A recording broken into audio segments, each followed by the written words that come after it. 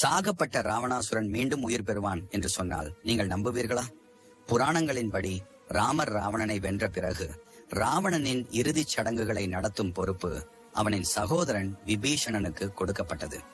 ஆனால் ராஜ பதவியை அடைய வேண்டும் என்ற ஆசையில் விபீஷணன் ராவணனின் உடலை போர்க்களத்திலேயே கவனிக்காமல் விட்டுவிட்டான்.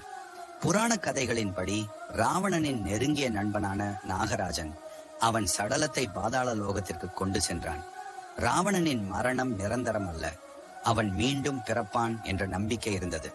அந்த நம்பிக்கையுடன் நாகர்களின் மக்கள் ராவணனை உயிர்ப்பிக்க பல முயற்சிகள் செய்தனர். ஆனால் அந்த முயற்சிகள் அனைத்தும் தோல்வியடைந்தன. இருந்தாலும் ஒரு நாள் ராவணன் மீண்டும் உயிர் பெறுவான் என்ற நம்பிக்கையுடன் அவனது உடலை பல்வேறு ரசாயன பொருட்களை பயன்படுத்தி பூமியில் பாதுகாத்து வைத்தனர். இதிலும் ஆச்சரியமான விஷயம் என்னவென்றால், சர்வதேச ராமாயண ஆராய்ச்சி மையத்தை சேர்ந்தவர்கள் இலங்கையின் ரகலா என்ற அடர்ந்த காடுகளில் உள்ள ஒரு வீட்டில் ஒரு மம்மி சடலத்தை கண்டுபிடித்ததாக கூறப்படுகிறது. அந்த மம்மி ராவணனுடையதே என்று அவர்கள் நம்புகின்றனர். ராவணனின் உடலை காவல் காக்க பல நாகப்பாம்புகள் இருப்பதாக கூறப்படுகிறது.